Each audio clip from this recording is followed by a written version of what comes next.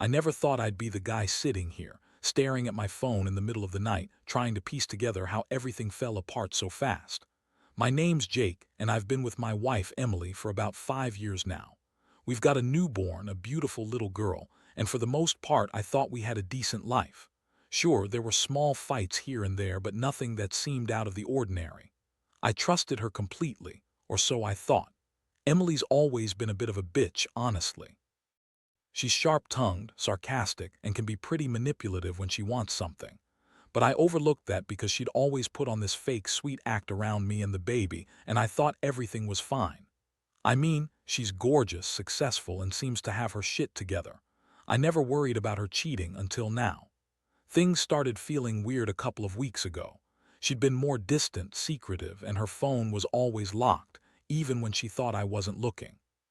She'd brush off my questions with little lies, like I was chatting with my sister or just work stuff. But I knew she was hiding something.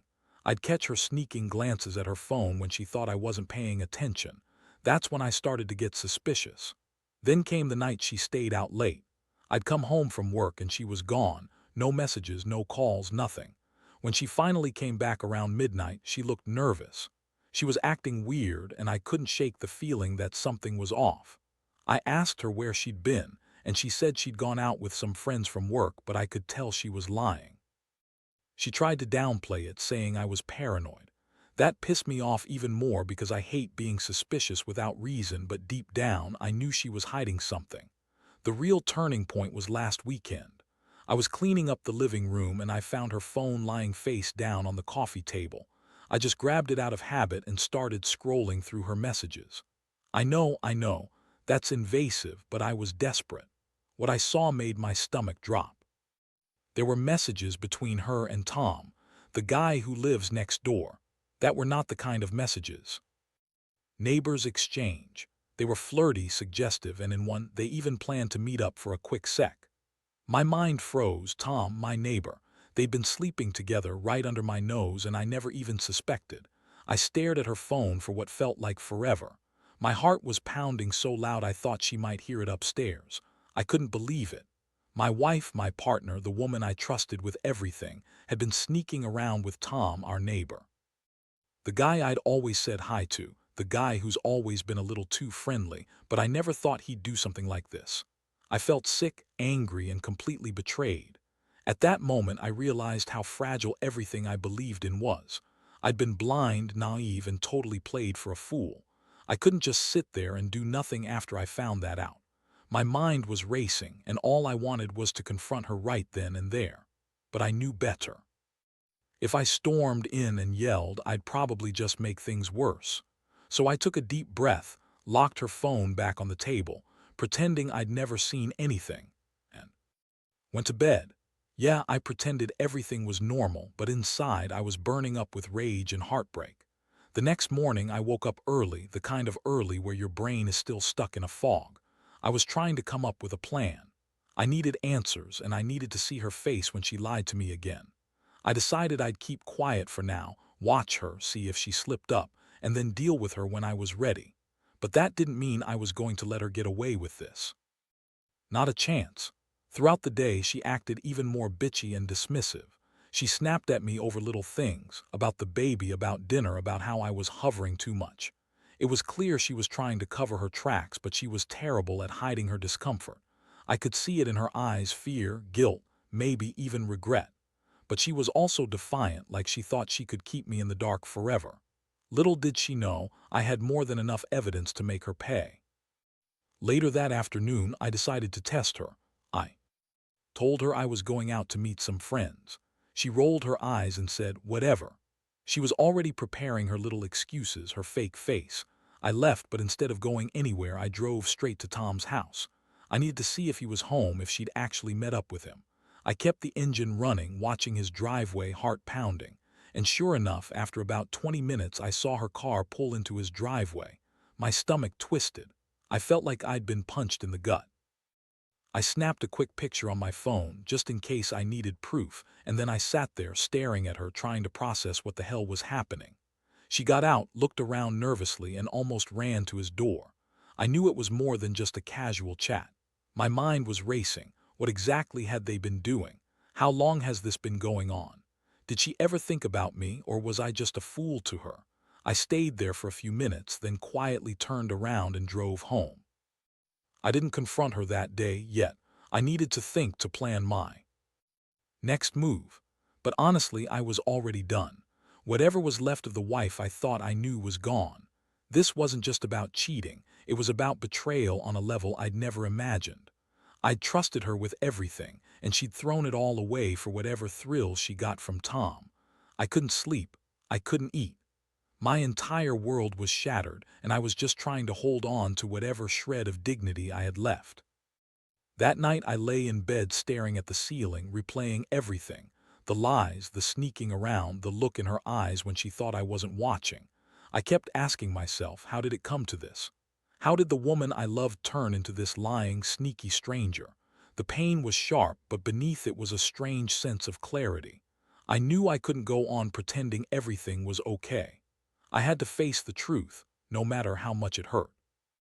The following days were a blur of sleepless nights and restless mornings. I couldn't shake the feeling that I'd been played for a fool, but I also knew I had to do something. I wasn't going to let her walk all over me, not after everything. That night I finally decided to confront her. I needed to hear her lie, to see what she'd say when faced with the evidence I'd gathered. I wanted her to crack, to admit everything, no matter how much she tried to spin her way out of it. I waited until she came home late again, probably sneaking out, trying to get more time with Tom. When she finally stepped through the door, I was already sitting on the couch, phone in hand, ready. Looked surprised, maybe even a little guilty, but that fake bitchy attitude immediately snapped into place. "What do you want?"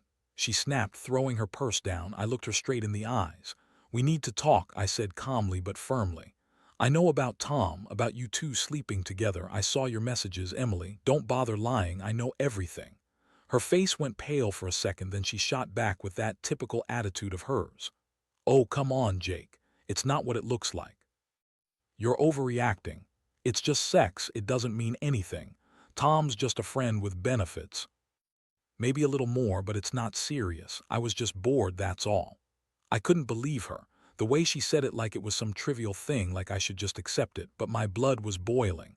I wanted to smash something, but instead I kept my cool. "Bored? You cheated on me right after I trusted you to watch our baby. You think that's just sex? You think that's something trivial? How many times, Emily? How long has this been going on?" She rolled her eyes and crossed her arms, trying to look dismissive. "Look, Jake, we're not kids. I made a mistake. It meant nothing. It was a stupid thing, and I'm sorry. But I'm not leaving Tom, and I'm not ending things with him. He makes me feel alive. I don't feel that with you anymore, honestly." That was the moment my stomach really dropped. She was admitting it. She didn't even try to deny it anymore. Instead, she was doubling down, acting like she was the victim here. I felt a mix of rage, sadness, and utter disbelief. How could she turn this around and make me feel like I was the one in the wrong? She was the cheater, the liar, and now she was trying to make me feel guilty for catching her. The emotional toll was staggering. I'd spent nights wondering if I'd screwed up somehow, if this was somehow my fault, but hearing her say those words, I realized she'd been lying to me for months, that I was just a placeholder while she chased some fleeting thrill. It was enough to make me question everything about myself, about our marriage, about the life I thought we had built.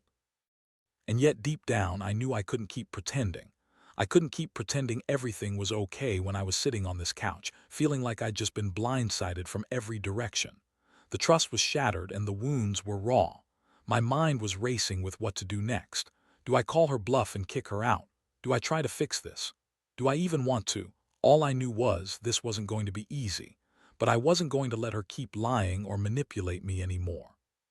Whatever happened next, I had to face it head on, because at the end of the day, the biggest betrayal wasn't just the cheating. It was the way she lied, the way she took my trust and stomped all over it. And that's something I wasn't going to forget anytime soon. The following days were a constant struggle. Every time I looked at her, I saw the lies, the betrayal, the woman I once thought I knew. But I also saw something else, her defiance, her stubbornness.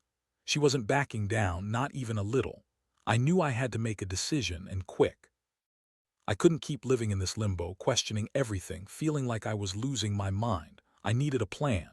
One night after the baby was asleep, I sat her down again. I wanted to hear what she'd say, how she'd try to justify what she'd done. I told her I was done pretending like everything was okay. I asked for the truth flat out. And again, she doubled down, acting like I was overreacting, like I was the one who'd messed up. She said, "Jake, you're making a big deal out of nothing. It was just sex, just a mistake. I don't love Tom and I don't want to hurt you, but I can't stop feeling alive when I'm with him. Maybe we just need some space." Her words hit me like a punch in the gut. Space. That's what she wanted. I couldn't take this anymore. I told her that if she thought she was going to run away from this, she was dead wrong. I sat her down and told her I was done playing nice. She needed to choose. Either she was serious about fixing this or we were done. I wasn't going to be a backup anymore, not when she'd thrown all our years away for some cheap thrill. But I already knew what her answer would be. She'd never admit she was wrong. That's just who she is, a bitchy, manipulative liar. She always had a way of twisting things around to make herself look innocent. Still, I wanted her to say it, to own up to her stupidity. I looked her dead in the eyes and said, "You think you can just keep pretending nothing happened? I saw the messages, Emily. I know about Tom, and I'm telling you I won't stay if you keep this up." She sneered at me. "You're overreacting, you're just jealous because I found someone who makes me feel alive. That's your problem, not mine. If you can't deal with that, fine, but I'm not leaving him. I want my life back and I don't care what you think about it." That's when the anger really boiled over. I'd had enough. I told her she was a selfish bitch who never valued what she had. I told her I was done trying to fix things, done pretending I didn't see through her lies. I told her it was over, completely over, and I meant it. That night I packed a bag and slept on the couch, trying to clear my head. Every part of me wanted to scream, to shout, to do something stupid. But I knew I had to stay calm. I couldn't keep living in this nightmare, not when I was already emotionally drained. I'd come to the conclusion that I needed to remove her from my life, at least for now, to think clearly. But even as I made that decision, a part of me still hoped she'd come to her senses and realize what she was throwing away.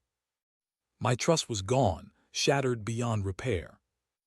And yet I still felt that old, stubborn hope that things could somehow get better. But I also knew that hope was probably just a flicker in a dying fire. The damage was done, and I'd have to face the consequences, whether I liked them or not. The days that followed were a blur of cold silence and heavy thoughts. I stayed on the couch, trying to process everything. How I'd gone from feeling like the happiest guy in the world to the guy who found his wife screwing our neighbor, all in the span of a few weeks. It felt surreal, like a bad nightmare I couldn't wake up from. Every time I looked at her, I saw the betrayal, the lies. Every time I touched our daughter, I wondered if I was still seeing the woman I loved or just a stranger who had pushed her way into our lives. I knew I had to do something, though. I couldn't keep pretending everything was fine while I was falling apart inside. So I decided to confront her one more time. I wanted to hear her admit it outright, wanted to see if she'd finally own her shit. The atmosphere was tense, like walking through a minefield. I sat her down in the kitchen, the only place available, and looked her straight in the eyes. "Emily," I started, voice low but firm, "I want you to tell me what's really going on. I know you've been with Tom. I saw the messages. I need to hear it from you. Are you sleeping with him? Is there anything else I should know?" She looked at me with that bitchy smirk, rolling her eyes. "Jake, I already told you. Yeah, I slept with Tom. It's not a big deal. I don't love him. I don't want to leave you or our baby. I've just been, I don't know, feeling stuck. That's all. It's just sex, nothing serious. You act like I've committed some crime." That response made my blood boil. She was so damn dismissive, like I was some idiot for caring, like her cheating was just some minor mistake. I clenched my fists, trying to stay calm. "That's bullshit, Emily. You don't get to say it. Just sex after you've been sneaking around, after you lied to my face. How long has this been going on? How many times have you been with him?" She shrugged, acting like I was bothering her. "A few times. It's not like I planned it, it just happened. I don't want to talk about it anymore. I've told you what you want to hear, so can we just drop it?" It was at that moment I realized she was never going to take responsibility. She was always going to be the victim, the one who got hurt because I was too controlling or jealous. She didn't care about the damage she'd caused. She just wanted to keep her secret life going. I felt a wave of disgust wash over me. How could I have loved someone who was so callous, so willing to destroy us? But amidst all that rage, I also felt something else, deep sadness. I'd given her my trust, my loyalty, and this is how she repaid me. I kept asking myself if I'd missed signs, if somehow I'd failed her. But deep down, I knew the truth. She'd chosen Tom over us, over everything we'd built together, and I couldn't fix that. Not anymore. As I sat there staring at her, a thought crossed my mind. I had to decide whether I was going to fight for this mess or walk away for good. I'd been naive to believe I could save it after this. The trust was shattered. The woman I thought I knew was gone. All I could do now was figure out what was best for me and my daughter. Whatever that was, I knew it wasn't staying in this house with a wife who thought she could play me for a fool. I was done. Completely done. In the days that followed, I made my decision. I couldn't keep pretending that everything was fine, that I could somehow fix what was broken. The betrayal had cut too deep, and I realized that the only way forward was to let go.